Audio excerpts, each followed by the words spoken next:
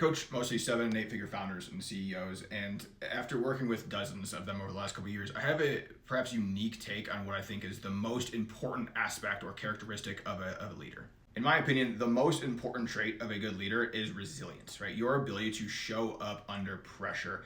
And the reason I believe this is because none of your other skills matter unless you can be resilient under pressure, unless you can respond calmly, coolly, confidently under pressure, right? You could be the best product designer in the world, but like if the app crashes and you freak out, like none of your technical skills matter. So let's quickly unpack this, right? How do you be more resilient? How do you be a better leader when shit hits the fan? There are 4 steps or 4 components of this as far as I'm concerned. So before you can focus on your mind, you need to calm your body. Okay, so the easiest way that I know how to do this is through your breath, right? We need to get some oxygen up to your brain. We need to slow your heart rate, okay? So some deep breaths. There's box breathing like the Navy SEALs use. There's the physiological side that Human recommends.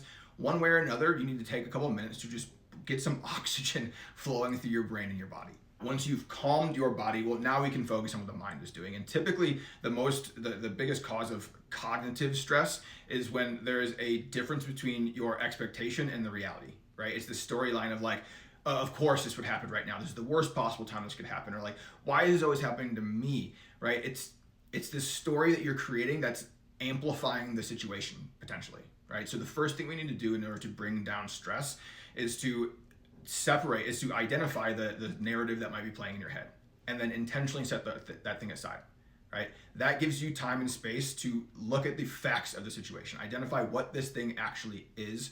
And when you can identify the facts of the situation, typically you can find a solution.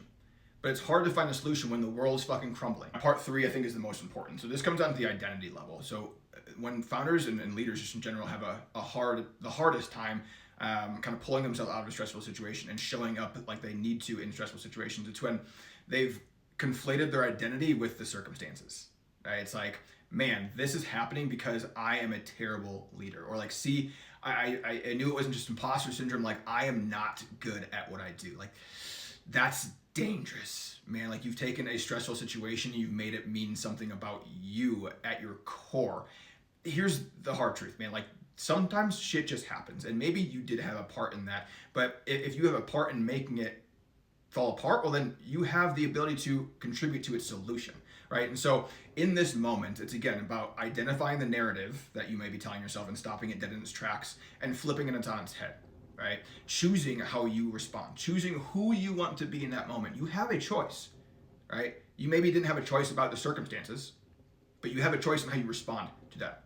So take that second and choose who you want to be. Step 4 is kind of a culmination of steps 1 through 3. Okay, step 4 is creating a feedback loop that creates a new behavior pattern that allows you to lead better under pressure and manage stressful situations better in the future. So here's how it works, right? The more that you practice steps 1 through 3. So step 1, calm your body. Step 2, cognitively separate fact from feeling. And step 3, choose who and how you want to be. The more you can practice those things, the more you can get efficient at them, the more you create a feedback loop that tells yourself that, oh, this is how I respond when shit hits the fan, when I'm needed most.